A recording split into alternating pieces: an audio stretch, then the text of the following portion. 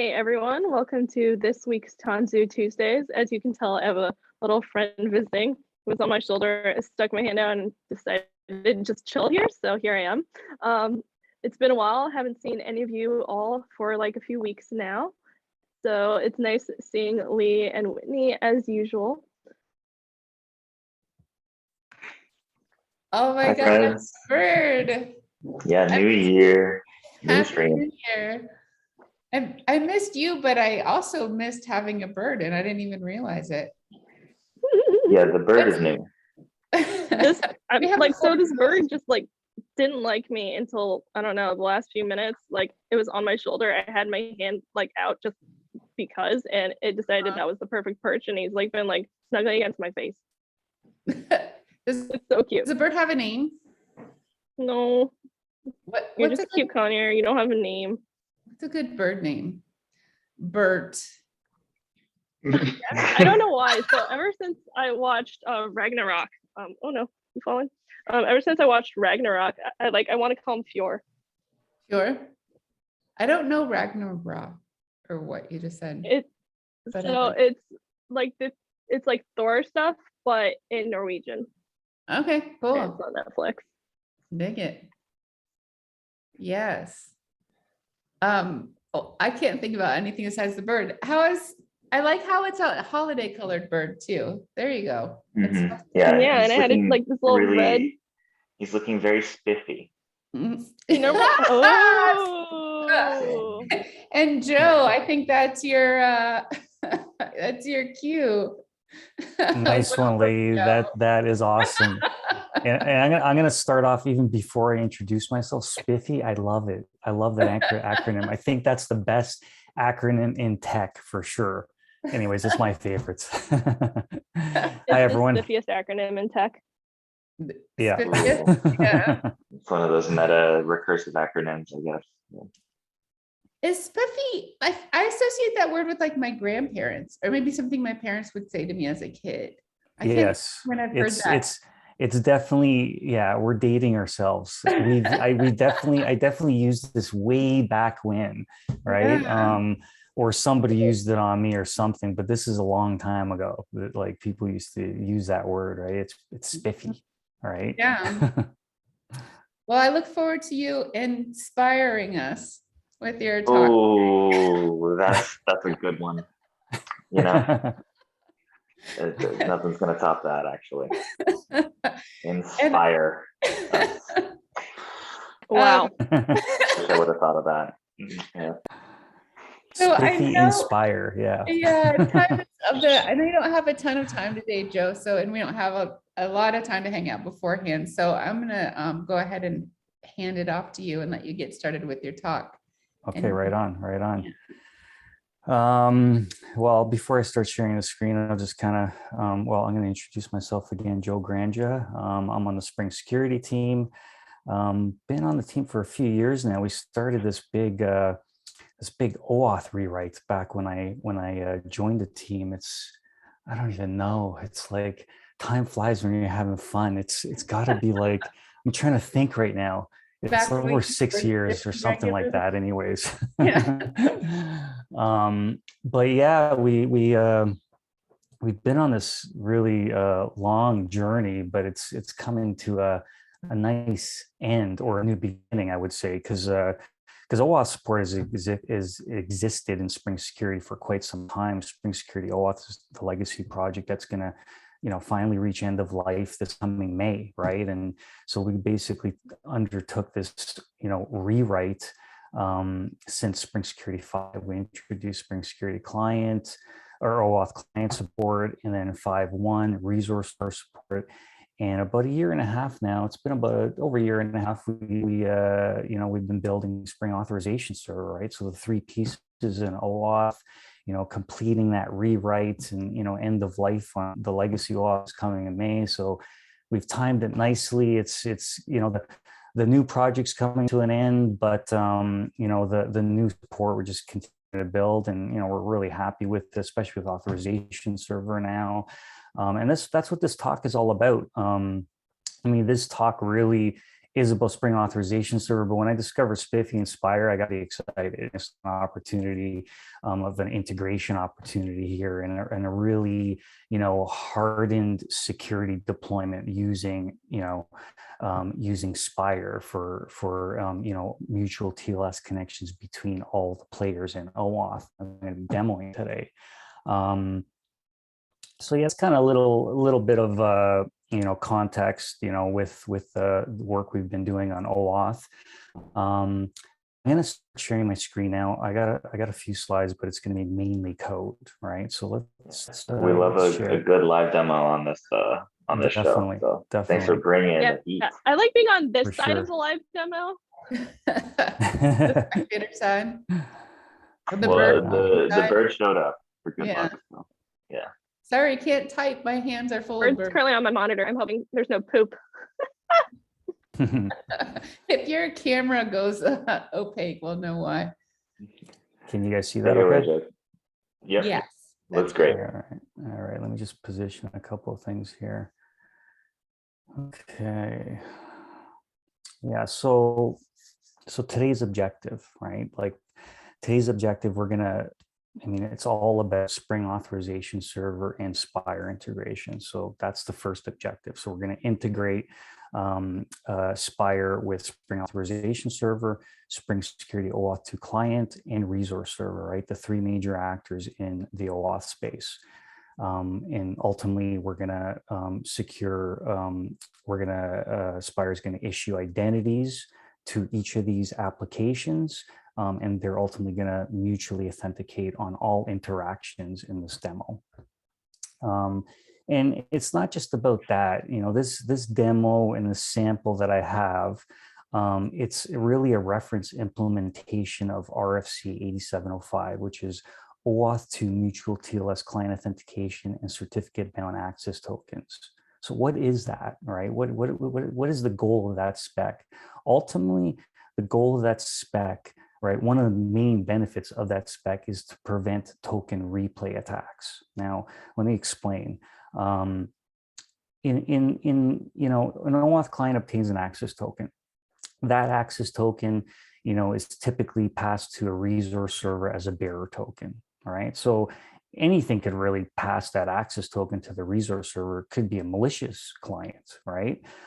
Token replay, the token replay attack. Because if that access token is leaked, then a malicious client or human, right, could call that resource server and access the resources, right? Token replay attack. So this specification, prevents that. And how does it prevent that? So OAuth 2 mutual TLS client authentication. So the client, when it obtains the token from the authorization server, the authorization server will bind that access token to that specific client. And how does it do that?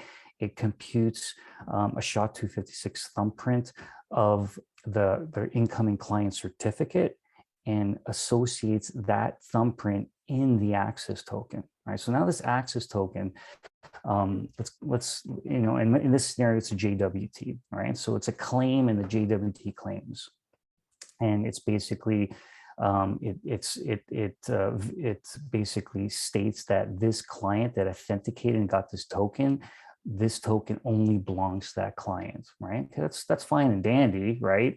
But you still got to do the verification on the resource server side, because if that side's not implemented, then token replay attacks still happen, right?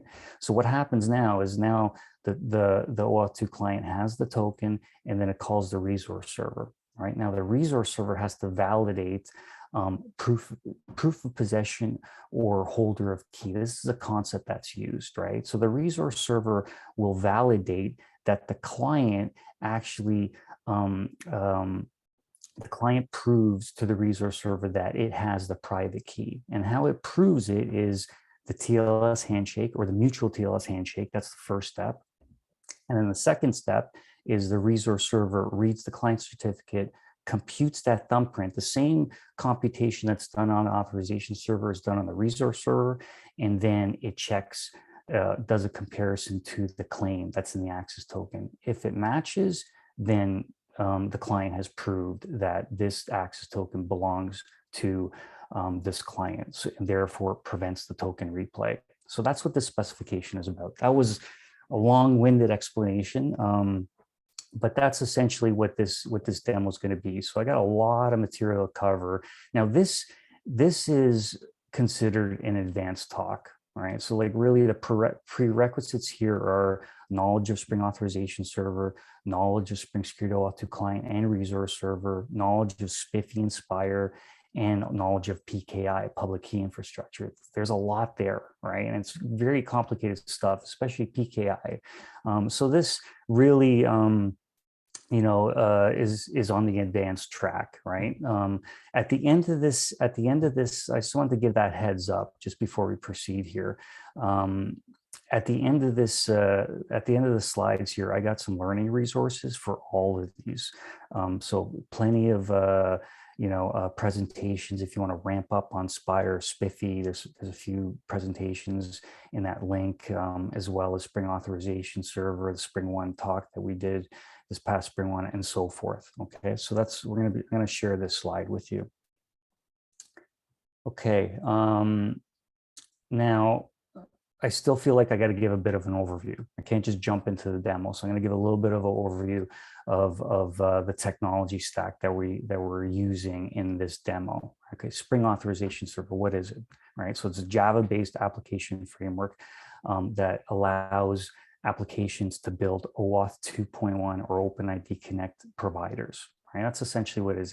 It implements the protocol implementations of an OAuth 2 authorization server or an OpenID Connect provider. For example, the authorization endpoint, the token endpoint, authorization grants, authorization code, client credentials, and so forth, right? So that's what Spring Authorization delivers.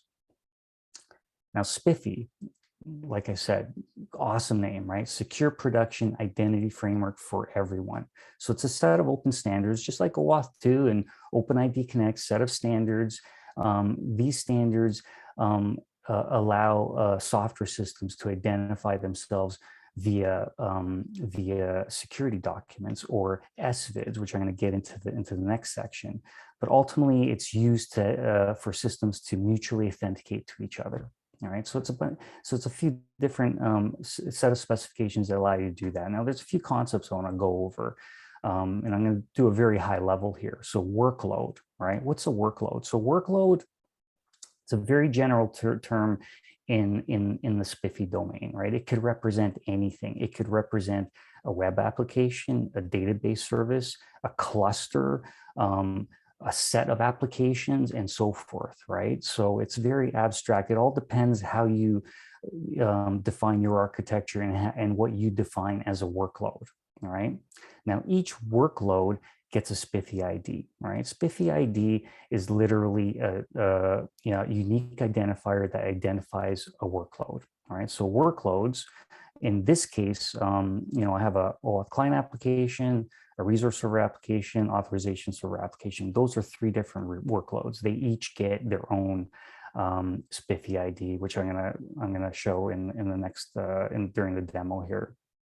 And this is formed by trust domain and then workload identifier. So trust domain, what's a trust domain? A trust domain, it's basically it allows you to group workloads, right? So within a trust domain, it could represent an environment. It could represent, for example, production or development, or it could represent an organization, very similar to the general domain concept. But in the SPIFFE world, a trust domain represents a domain within a SPIFFE infrastructure, right? So within a SPIFFE infrastructure, there's a number of workloads, right?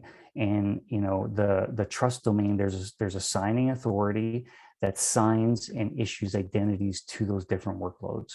So the trust domain, there's a signing or certificate authority that ultimately signs the certificates of each of the workloads, right? So that's the relationship. I got a diagram coming up. They'll be a little bit more easier to understand.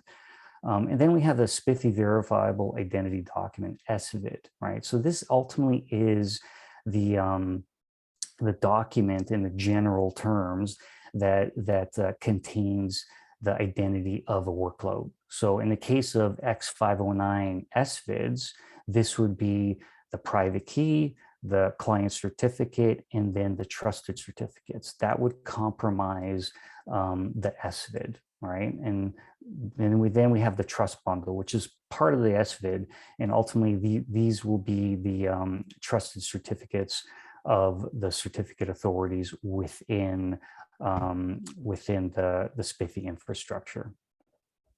Okay, so let's jump to here to SPIRE. So SPIRE is basically production implementation of the SPIFFE APIs.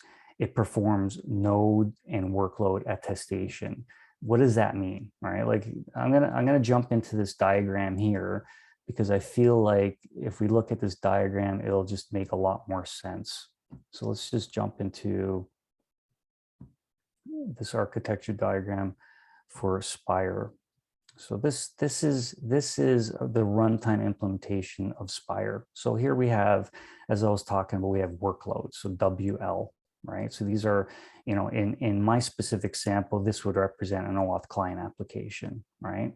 The OAuth client application communicates with the agent. You got the server, right? So the SPIRE server, and then the agent, right? So the agent communicates with the server and ultimately requests to issue identities, right? So for example, OAuth client application would communicate through the workload API to its local agent requesting an identity, right? The agent would perform node attestation to confirm, to attest that the server is who it is, right? Ultimately, it's the agent's authenticating with the server, right? Then the server receives the request, it issues identities or creates a private key, a client certificate, and passes the SVID back down to the agent, right? Now it caches, the agent caches the SVID, and now the workloads could request it, right? So that's from a very high level, without getting into too much detail, that's ultimately how things happen, right? Is there's workload attestation between here, the workload API and the agent, and then node attestation between the server and the agent. Okay, so let's go back into here. So we're going to jump into the overview right now for the demo, and we're just going to get right into the code. That's pretty much high-level overview of the tech stack that we're going to be talking about. So the first thing we're going to do is we're going to configure SPIRE. Second thing we're going to do is we're going to integrate Spring Authorization Server client and resource server with SPIRE, right? So it could ultimately obtain its identities for each of the applications. And then we're going to configure mutual TLS communication between all three of the applications. So Authorization Server, client, and resource server. And then finally, we're going to get into implementing that RFC. We're going to configure OAuth 2 mutual TLS client authentication, and then OAuth 2 certificate bound access token verifications or checks. Okay, so before we get into that, I got a couple of diagrams just to give a little bit of a picture before we kind of get into the code, right? So this is the application topology, right? We have three applications: the client, authorization server, the resource server. These represent the workloads, right? They will ultimately get the SVIDs, right? The SPIFFE Verifiable Identity Documents. And each of these, workloads will have, a private key, a client certificate, and a trust bundle of the trusted certificates.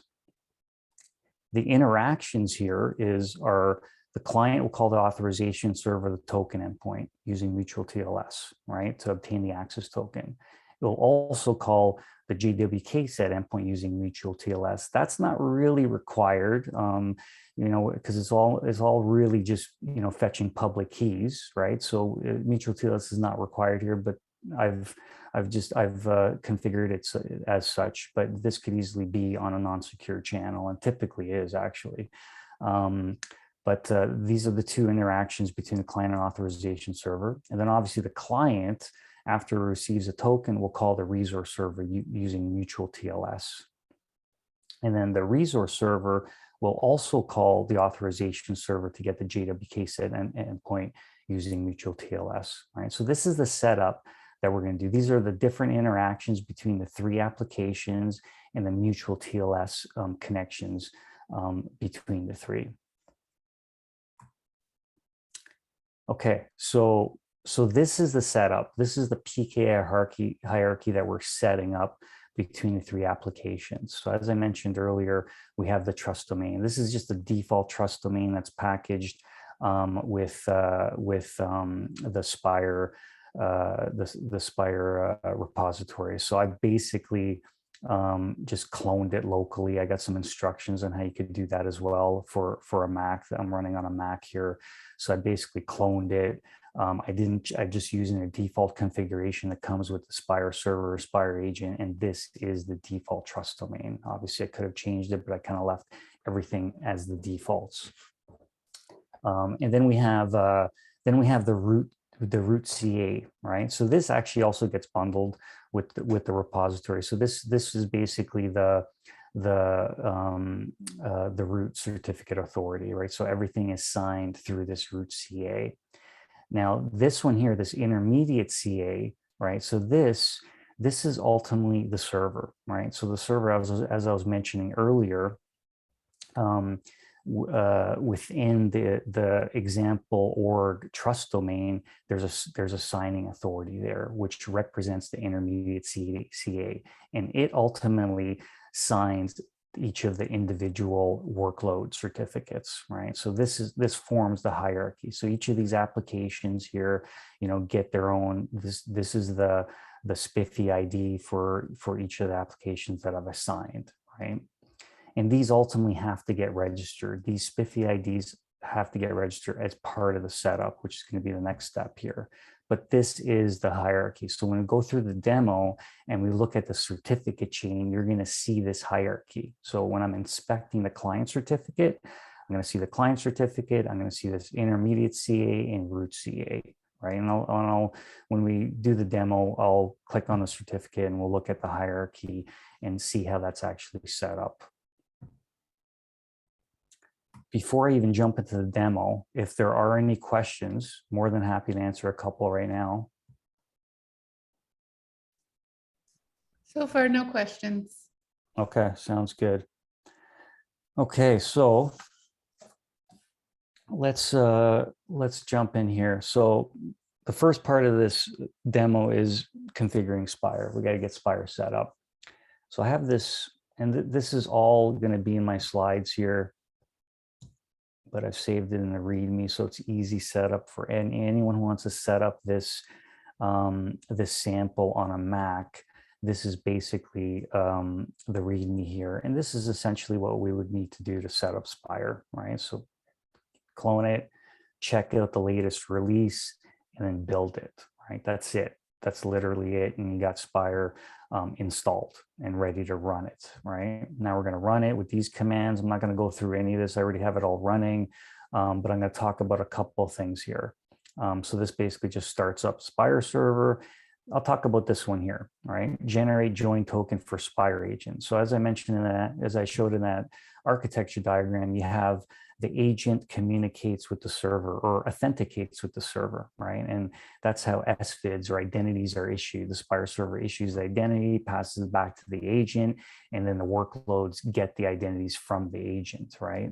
So the agent ultimately has to authenticate with the SPIRE server. So and there's many different ways to authenticate, but basically I'm using this specific method, which is just a one-time token, right? Called a join token. So basically this command here is I'm generating a one-time token for this agent. I'm assigning it this SPIFFE ID, right? Example org messages. And now I have a token, right? A one-time token. Now I started up the SPIRE agent with this command here and, passing in that one-time token. And ultimately the agent will authenticate. And now I have the agent and the server running at this point, and now I could start issuing identities, right? So the first thing we got to do with any setup within the SPIFFE is you got to register workload entries. So however you define your workloads, as I mentioned, workloads could be a lot of different representations. And for this specific sample, each workload is each of the applications. So the client, resource server, authorization server. So I just need to assign I need to assign a SPIFFE ID for each of those workloads and ultimately register that SPIFFE ID. And that's what each of these commands do here, right? So I'm creating a registry entry. The parent ID is the ID of the agent, right? Or ultimately the trust domain within the agent. And then I'm assigning this SPIFFE ID for the authorization server, resource server, and client. This selector stuff here, so this is related to workload attestation, and there's a lot. It depends on your environment, but this is basically selecting that, the current user. I mean, there's a lot more involved here, and I'm not going to get into this because there's a lot of different options for this selector. But the whole idea around workload attestation is the workload needs to ultimately authenticate with the agent before identities could be issued, right? And there's different ways to authenticate, right? So there's different, attestations that could happen. And this is basically just the default. I won't get into that too much.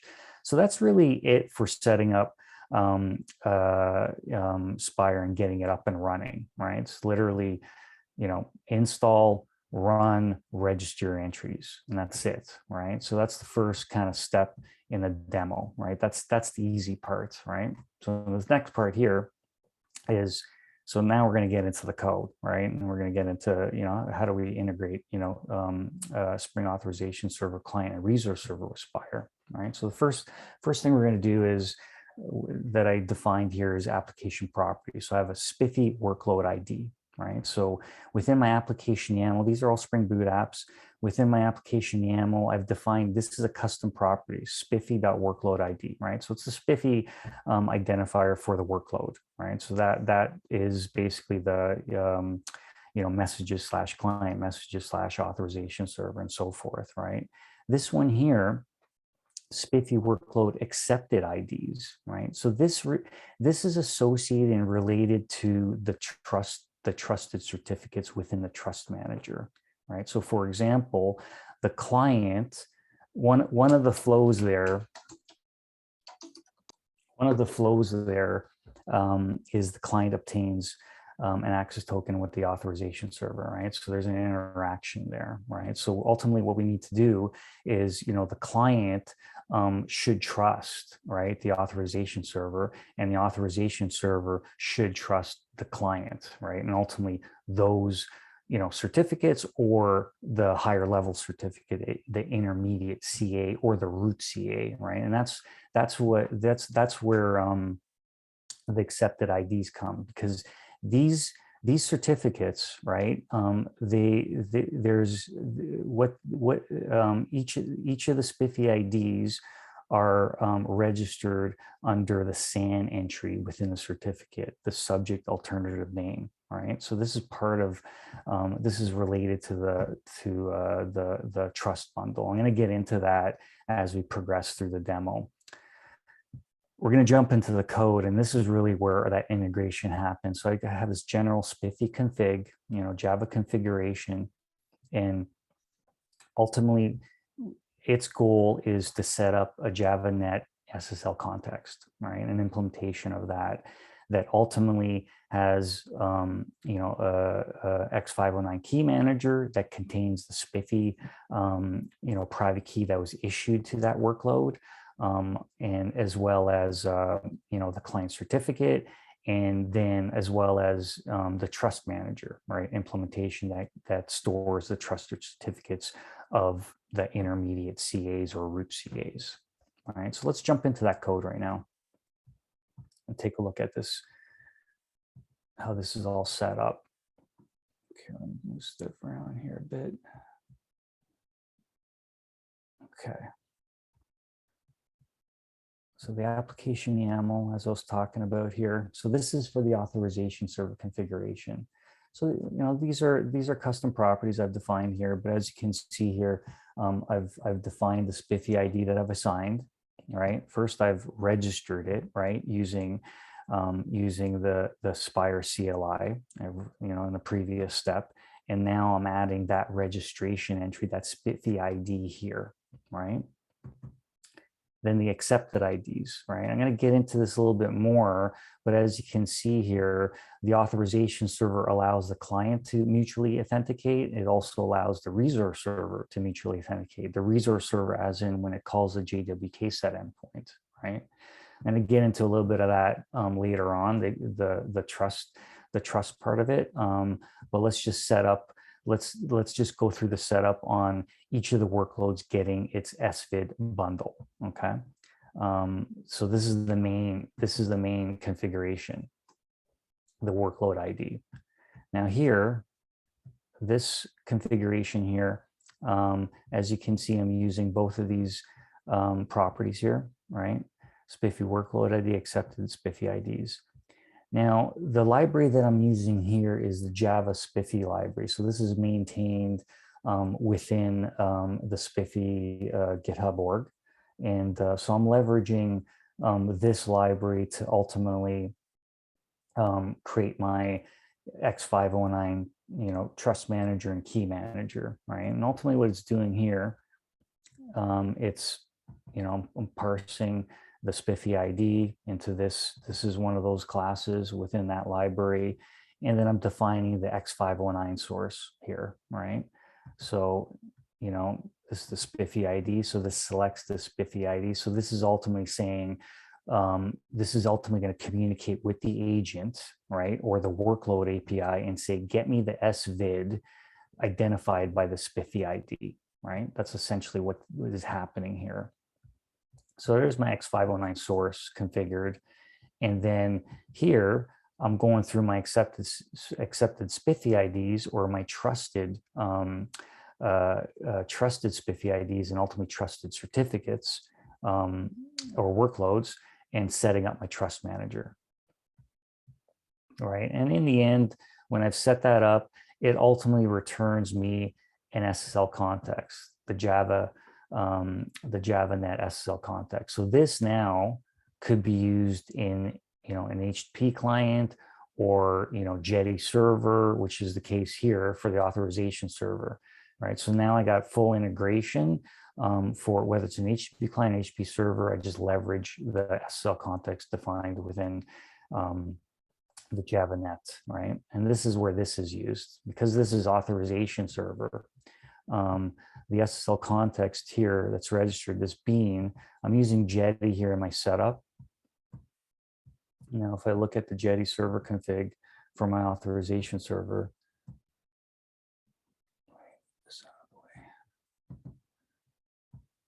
make this a little bit bigger. As you can see, it's getting injected here, the SSL context. And then here, basically, I'm just customizing my Jetty server. And the key points to the key configuration to point out here, obviously setting the SSL context, that's the first thing, but then these two here, right? So for the authorization server wants the client to authenticate, but it's not requiring it, right? Because need is false, right? So the the authorization server is not requiring mutual TLS, but it's preferring it. And this is certainly what happens with the OAuth client. But when I'm accessing through a browser, that's why I have this setting, because with the browser, I don't want to mutually authenticate. I just want to authenticate the server. I just want to do TLS authentication, server authentication. So that's a setting there. But if I look at the resource server configuration, it's a bit different, right? I'm requiring it on the resource server. I'll look at the Jetty server config there. I'll open that up here. As you can see here, make those bigger. I'm requiring it, right? So on the resource server side, you have to mutually authenticate. So these are literally the SPIFFE config that I showed you here. This is literally the same configuration for client, authorization server, and resource server, right? Because ultimately it's leveraging the Java SSL context, and this could be once again used, on a client, HP client, or a server implementation like Jetty or Tomcat. So that's essentially how that's essentially the configuration for integrating. And what happens here is at startup, let me just get here. At startup, and we'll do that right now. Let's restart an authorization server and see the SVID come in. And then I'll go to, let's do a breakpoint over here.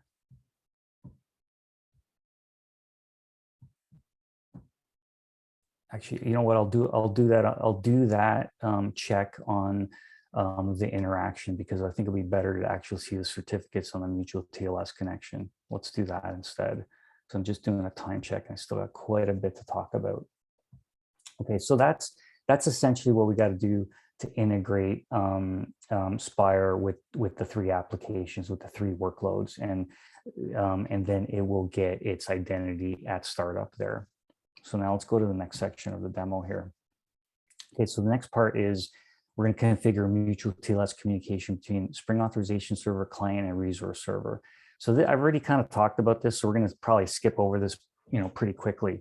But the accepted IDs. So coming back to this, we'll look at the resource server one. All right. So the resource, we'll look at the authorization server. So the authorization server here, so the accepted SPIFFE IDs, as I mentioned earlier, we got the two flows, right? The client communicates with the authorization server, and the resource server communicates with the authorization server, right? So we set up that those accepted IDs, right? And ultimately, what would happen is the trust bundle and the SVIDs will also be set up based on the SPIFFE configuration that I showed you here. So it sets up that trust manager with the trusted root certificates. Now, if we look at the client application YAML,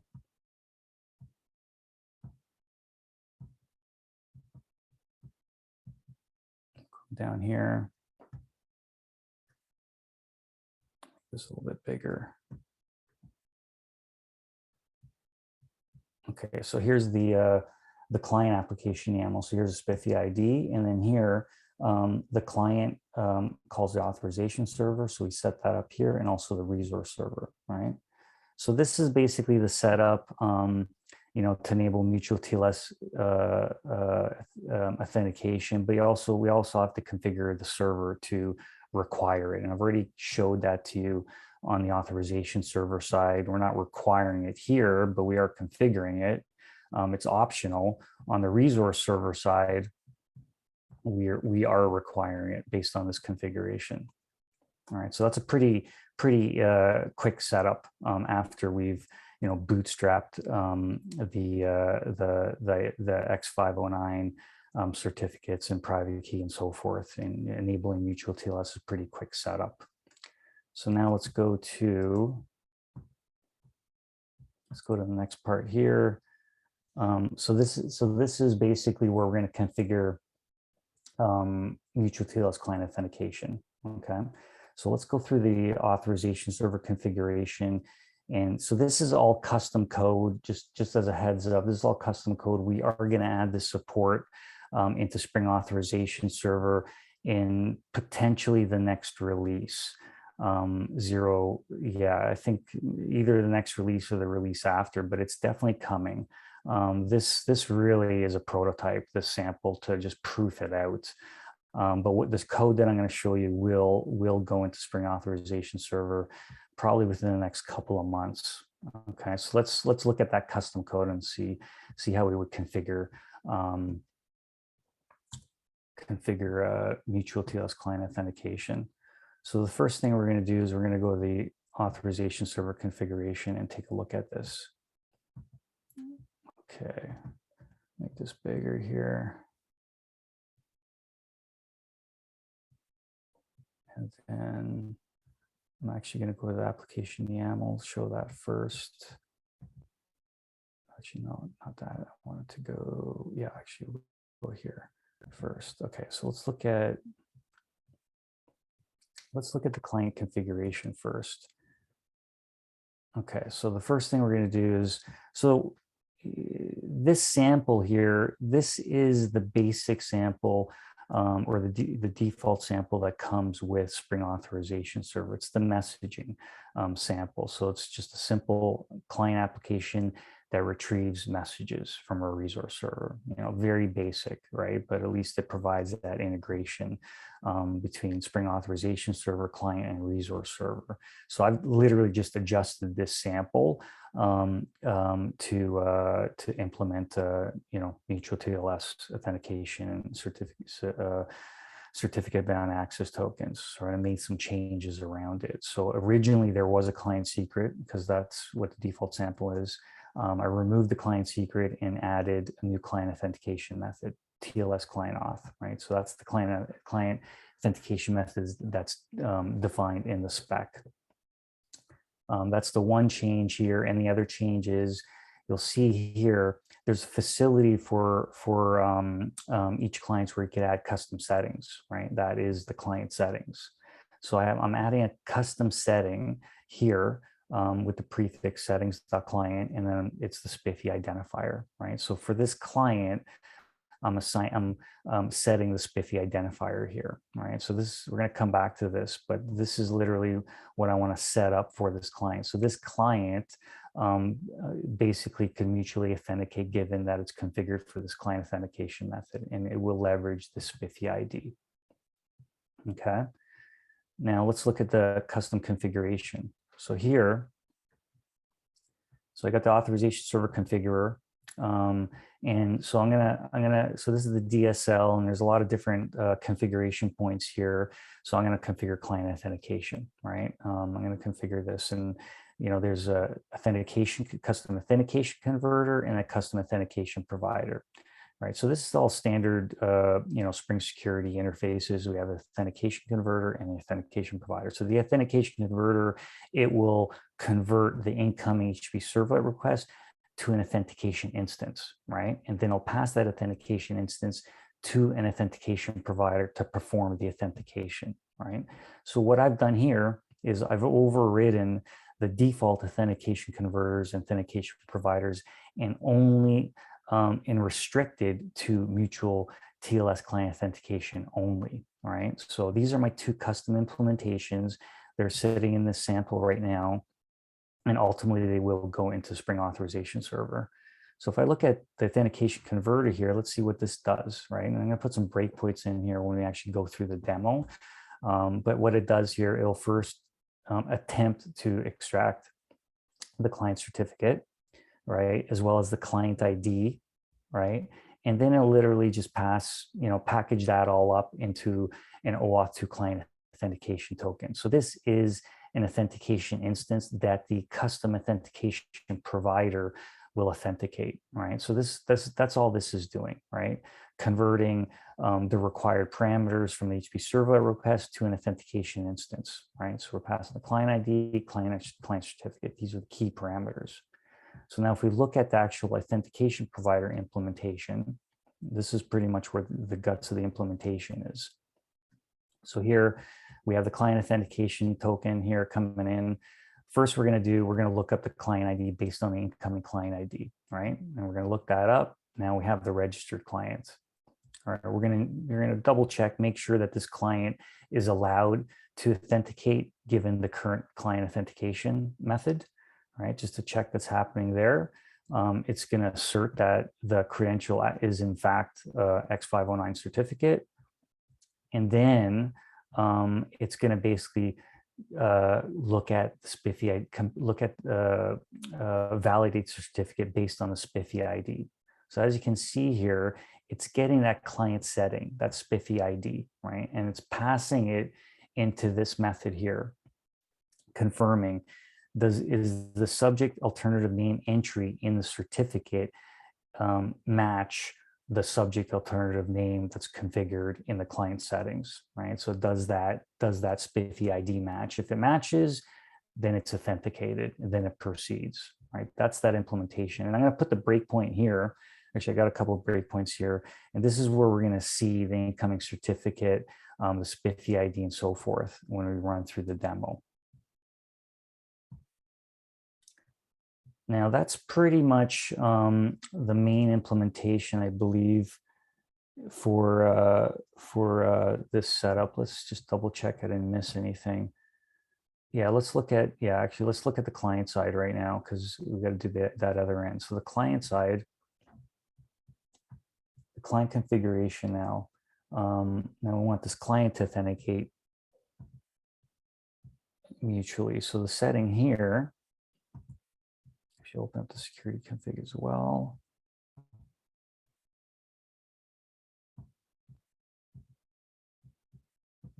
Okay. So the changes that I made here is the client authentication method. This used to be client secret basic, so I changed it to TLS client off, got rid of the client secret that was originally there. Now I have 3 clients configured here, but it's the same client being used. As you can see, client ID messaging client, the client ID is the same. Just I'm using these 3 different registrations in different flows. And then the only other one to concern ourselves with this here is, and we already went over this, the SPIFFE identifier and accepted IDs. So let's take a look at the security configuration. What are the changes here required? So the client, so now this is a bit different here for, so I'm going to close some of these here, and I'm going to open up the SPIFFE config, because this is a little bit different here. Because for the client, I mean, right now, I'm running Jetty as well on the client, but the Jetty server is not running. I haven't secured it, right? It's just running on, unsecured channel. It's not running under HPS, right? So because all I really want to do is I just want the client to mutually authenticate with the server. So this is a little bit of a different configuration, because ultimately I have to configure the underlying HTTP client to use that SSL context, right? So if we look at the SPIFFE config for the client, it's a little bit different. The X509 source is the same, right? But I have 2 different SSL contexts here. I have the JavaNet SSL context, same code, but then I'm using web client in some of the flows, and web client is using Jetty. So I have to define a Jetty SSL context. Uses the same, it's kind of the same setup, just a bit of, using some different classes to ultimately create that Jetty SSL context. But that's really the only difference. So if I look at this configuration for the client, for when I'm doing OpenID Connect or an OAuth 2 client for flow authorization code grant, they both use the authorization code token response client, right? So that client is using an underlying HTTP client. So I have to configure that HTTP client to use that SSL context that's registered in the SPIFFE config, and this is where the code is, right? So here's the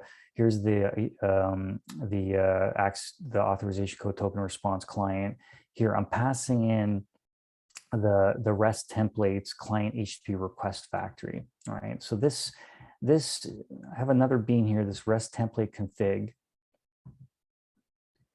because REST template uses client HTTP request factory to create connections, right? And here, this is what I've done, right? So this is the SSL context that I configured in the SPIFFE config that ultimately has the underlying Java SPIFFE library, trust manager implementation, and key manager implementation. And so I'm leveraging that and just wrapping it around, the HTTP components, client HTTP request factory. And this ultimately will be used by REST template. So if I come back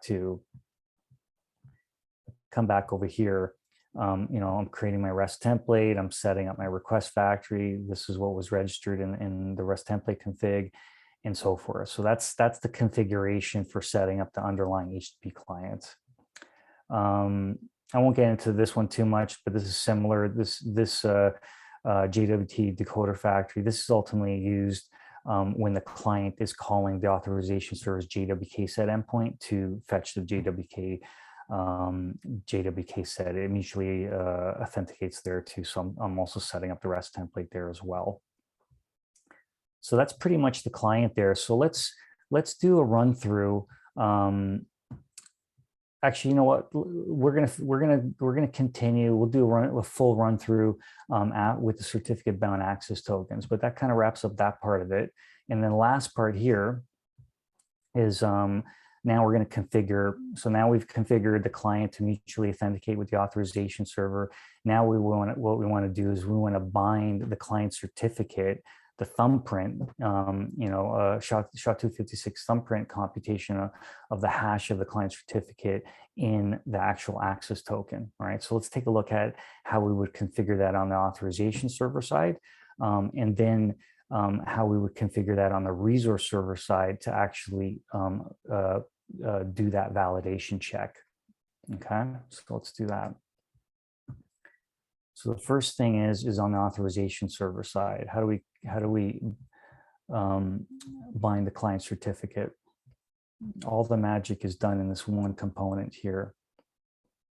So OAuth 2 token customizer. So this interface here, and ultimately this Lambda implementation. So before the access token is actually minted, and this right now, Spring Authorization Server only supports JWTs. Opaque token support is coming, but it only supports JWTs. So right before the JWT is encoded, there's an opportunity to customize it, and that's where this OAuth 2 token customizer comes in. So if you register an OAuth 2 token customizer bean, then you have an opportunity to customize it. So that's what's happening here. This is a callback just before the encoding process, and it passes in this JWT encoding contest. So there's a lot of different information available within the JWT encoding context that we could leverage. And this code here, what it's ultimately do is it's getting the client authentication, right? Because obviously the client is calling the token endpoint here, so there is a client authentication in effect here. So we obtain the client authentication, then we obtain the client certificate associated to the client authentication. We compute the thumbprint, and then we register this claim, this custom claim, right, into the access token. So, and we'll take a look at this JWT, as we're debugging through, but this is ultimately the first step on the authorization server side. So it's binding this JWT access token to this client certificate using this custom claim. Now, on the resource server side, the check has to happen, right? So we go to the resource server here, take a look at this code.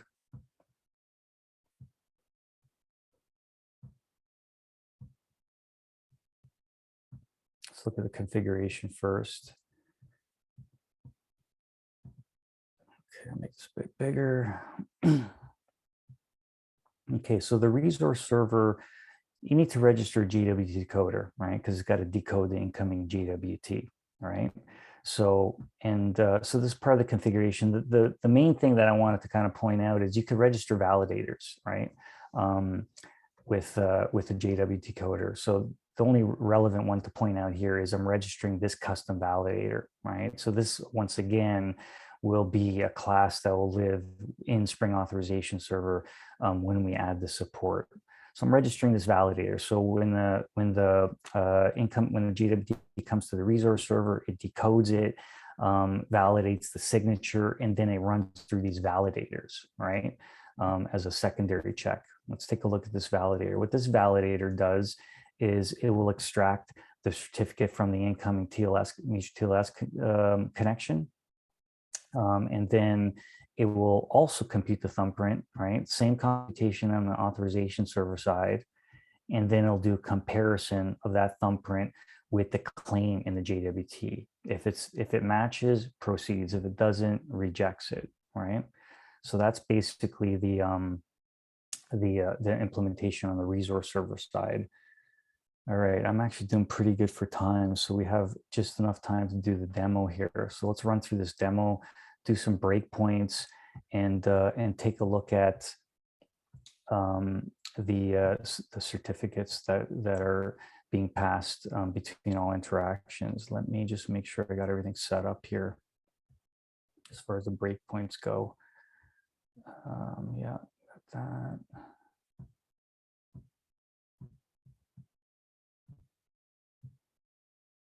there. Okay, so let's do that now. Okay, let's start up this application.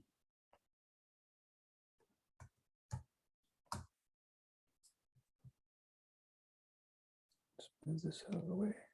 Okay. So here, as you can see here, not secure, right? You know, as I pointed out earlier, the authorization server is not requiring a mutual TLS, right? So that's why we see that because the browser obviously did not mutually authenticate. You know what? I'm going to start over on an incognito window because you guys, I kind of did this earlier. I'd rather just start fresh. Start incognito, just so you see everything happening here. Okay, so we get this typical message, right? Let's look at the certificate. Now I'm going to look at this. This is going to map to that hierarchy that I showed earlier, right? So here, the key part here is we're going to look at the subject alternative name here, right? So subject alternative name, and as you can see here, it's that SPIFFE identifier for authorization server, right? I don't know if you guys could all see that, but there's no way I can make this any bigger. So hopefully you could see that. But this is ultimately Pretty legible. Is it? Okay, cool. But yeah, this is basically the certificate for the authorization server, right? Now, if we look up, we go up the hierarchy, right? We go up to this intermediate certificate authority, and we look at this subject alternative name. We'll see it's that trust domain, right? SPIFFE example org, right? And as I mentioned earlier, the root CA, right? This is bundled with the SPIRE repository, right? And as you can see here, it's given this logical name, SPIFFE local. You could see that it doesn't expire for quite some time. Where is it here? Yeah, it's up here, May 12, 2023. Look at the expiry here, right, for authorization server. So this expires in another hour, right, or less.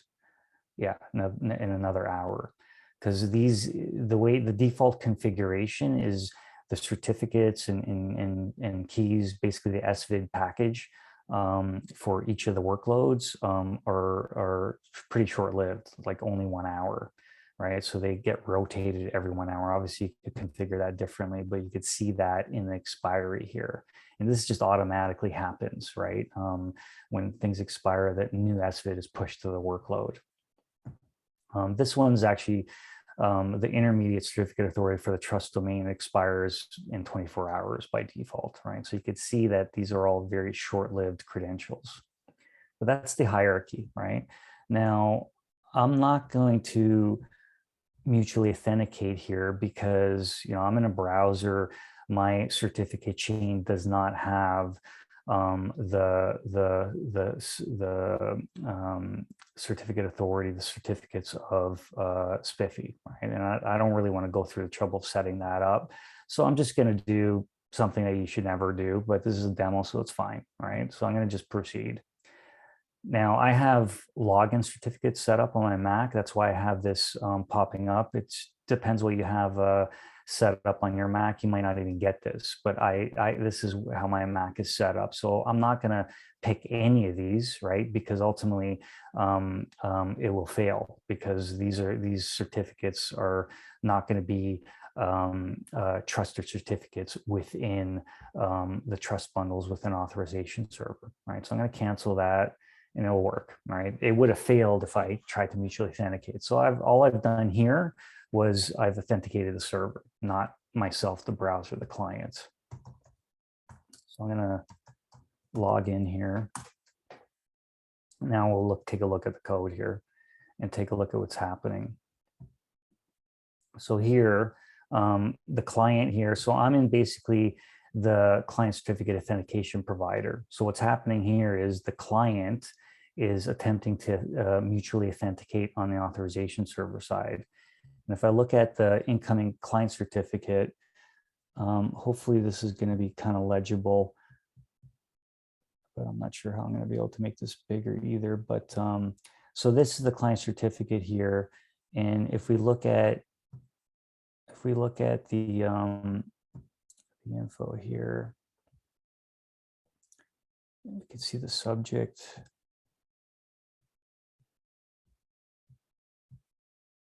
Here's the issuer, and then the extensions. I want to go down here actually, and I'm going to look at the SAN subject alternative name. So subject alternative name, and as you can see here, can you guys see that? Okay, you could see example or messaging client, messages client. Hopefully, because that's basically as big as I could get it. But as we can see, we could confirm that the actual incoming certificate is the client identified with its SPIFFE identifier, right? So now what's happening here is it's comparing, right? So in my client settings, I've stored the subject alternative name, right? And basically it finds a match, right? So then it proceeds. So now I'm gonna go through this. So the client is authenticated, and now we're at this point where we're gonna basically compute the thumbprint, right? And what I want to do is I actually want to look. Actually, we'll inspect the JWT on the resource server side, so we could see that it actually wrote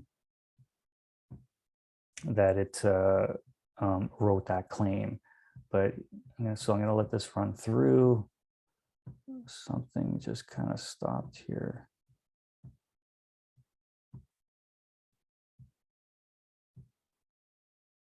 Where am I?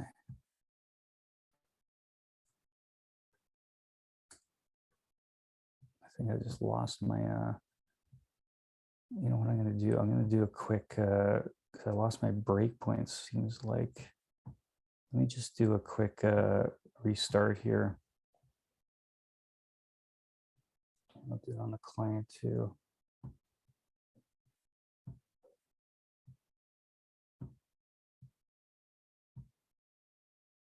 Somehow I lost my breakpoint there.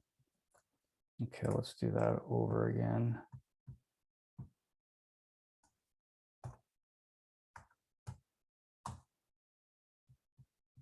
I'll just proceed here. Cancel that, log in. Now I'll just go through that. Okay, so this is basically where we were. Now it's going to write this or add this claim, computing the thumbprint, but we'll take a look at it in the JWT on the resource server side. So I'll just let this run through. And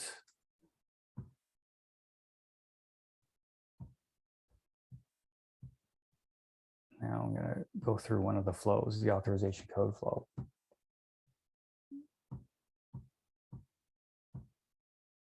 Okay, so here we go. So we're on the resource server side. Basically what I did there was I clicked on the authorization code flow to fetch the messages from the resource server. So I went through that flow and obtained the token, and then I called the resource server. So that's where I'm at right now. So if I look at the incoming certificate here, it's going to be the client certificate.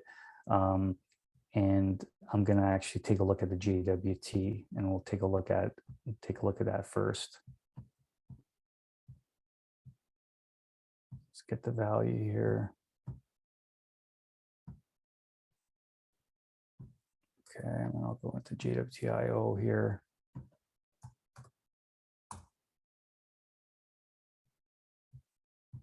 And then I'll put it in here. Okay, so let's look at the claims here. So as you can see here, that custom claim, right? There's the X5TC.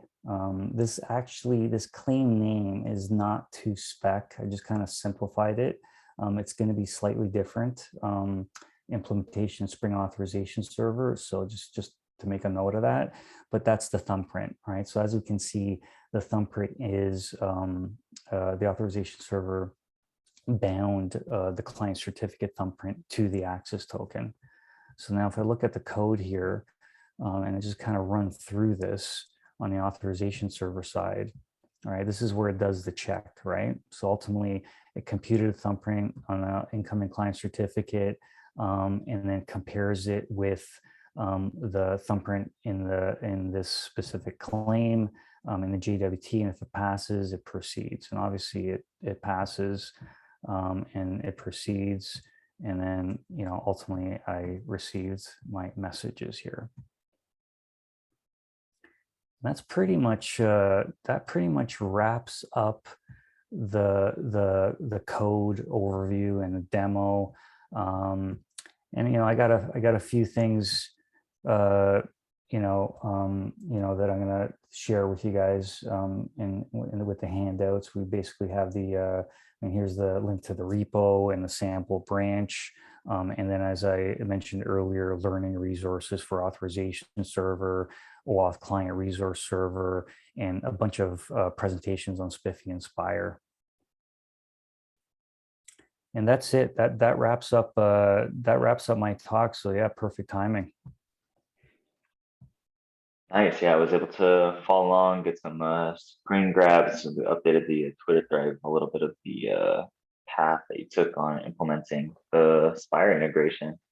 So MTLS is never simple, but it's cool to see like the additional layers and like what value they add. Like when you were looking at the trust chain, and it's like you've got the short expiry times on the workload certificate, and it's because it's going to rotate for you automatically. It's pretty cool.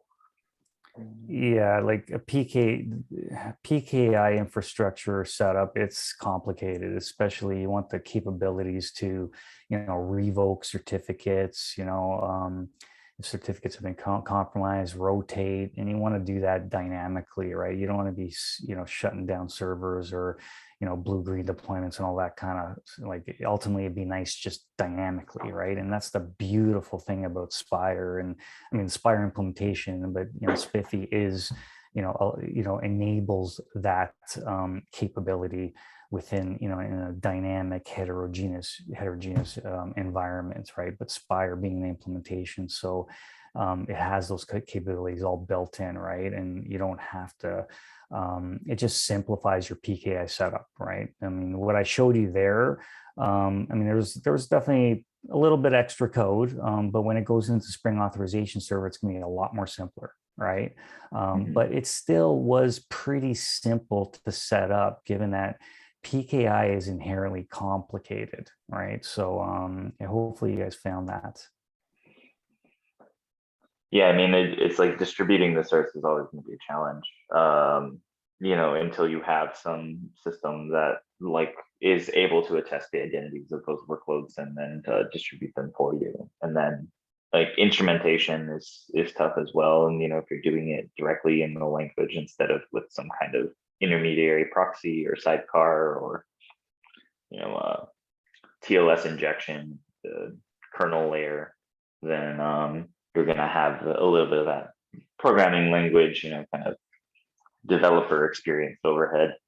And it's cool to get real and get in touch with like what that feels like. It's not like, if you were doing MTLS any other way without, the authorization server and without SPIRE, that it would be any easier, right? And so this is kind of the pain that a lot of platform teams, I'm sure, are going through.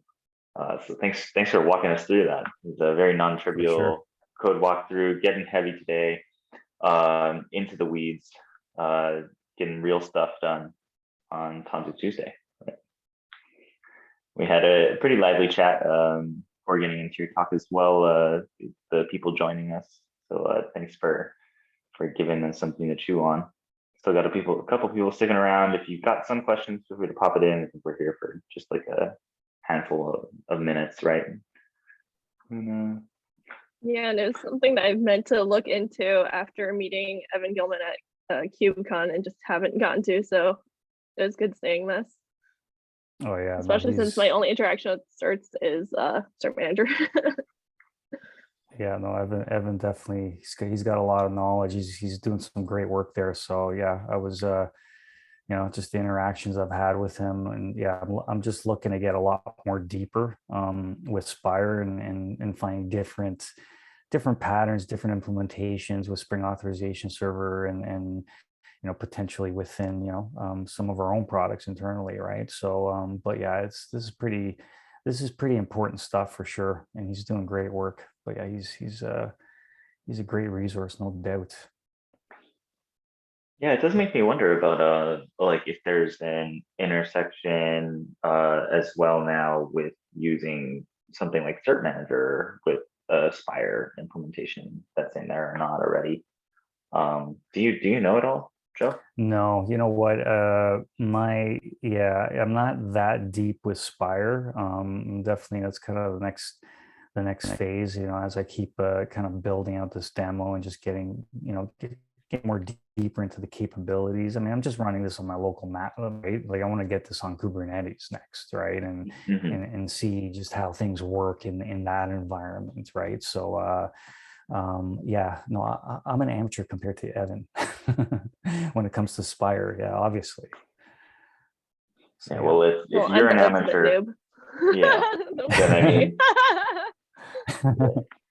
got to keep working on that demo. Then there's going to be any hope for the rest of the world's devs adopting MTLS. Right? And as far as like OIDC compliance, I guess, would you use this in an OIDC flow as well? I couldn't really pick up on that, Joe. Yeah, no, well, yeah, no, for sure. I mean, like I said, for a client to obtain an access token, that's what OAuth is all about, right? It's all about, allowing an OAuth client or, a third-party application or an OAuth application, there's all these terms used, but it's all the same thing. Allowing it access to a restricted set of resources via a token, right? Ultimately the resource owner, depends on the flow. Let's say the authorization code grant flow, because there is a resource owner in the picture that consents to this client to access its resources, specific set of resources, a restricted set, right? And ultimately you get an access token, right? So the client has to authenticate with the authorization server. And by default, with OAuth 2 and probably most implementations, they're using, client credentials, right? Confidential clients to get a client secret, right? There's a lot of disadvantages to using, a shared secret, a client secret, right? So authenticating using mutual TLS there's a lot more advantages around it, a lot more secure, right? So ultimately, all those flows I showed and the key interactions really is the client authenticating with the authorization server using mutual TLS, right? That's the key, but also. Does that mean that you're not going to be able to use OIDC there, or is there room in the OIDC spec to use MTLS instead of a client secret? I'm actually trying to remember what the minimum pieces of setting up an OIDC server to auth with clients.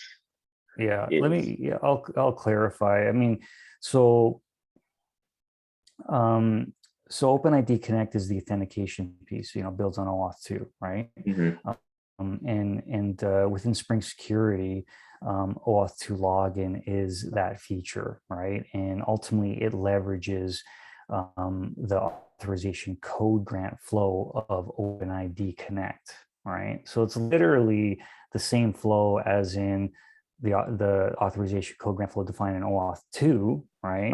But it adds a concept of an ID token. So what comes back, so the client still has to authenticate, right? During OpenID Connect flow, it still has to call a token endpoint. It still needs something has to attest to that, and it's usually another party, right? Yeah, so it's the same flow, right? Like through an OpenID Connect flow, the client still authenticates with the token endpoint, gets an access token, but it also gets an ID token for the OpenID Connect flow. So it's the same, the client's always authenticating with the authorization server if it wants to do anything in that application Right. topology, because without a token, it can't do nothing, right? So you could swap out that piece for MTLS and then keep all the other bits the same. Yeah, Okay. you could literally restrict only mutual TLS authentication, or you could have a combination. You could have some client connect with, confidential or a confidential client with its credentials, client secret, or mutual TLS. You could have multiple, but if you really want to strict, have a hardened, secure deployment, then only mutual TLS. So that's pretty secure at that point. All right. So yeah. Awesome. Yeah, I just asked because in the kind of Tanzu family of open source software, we also have Pinniped, which you may or may not have played with. Yeah, and it'd be really interesting to see what sorts of kind of authorization architectures you could build when adding the MTLS authentication. So yeah, I got to get wrapped up on Pinniped for sure. It's on my list, on my big list of ramping up lines. Like, I don't know if I'll get to it at some point, but it's on my list. Yeah. Sweet. Well, thank you so much for coming in. Yeah. And taking us through the live demo with the code, running Spring Auth server. This is super cool, and making some noise about it. And looking forward to the future evolutions of SPIRE integration with the Auth server. Well, hey, thanks for having me. I appreciate it. I just heard my kid, he's just calling me, just got home, so perfect timing. Good timing. But yeah, thanks for having me. I appreciate it. It's very fun. Look forward to next time. Right on. All right. Thank you, Jay. All right. Happy New Year. Everyone in the Twitch chat. Happy 2022. Thanks. All right. Yeah, thanks everyone for joining in the new year, and say bye-bye to this cute birdo who's going back to my friend soon. See you later, birdie. Bye, bird. Bye, all. Roberto. All right. See you later.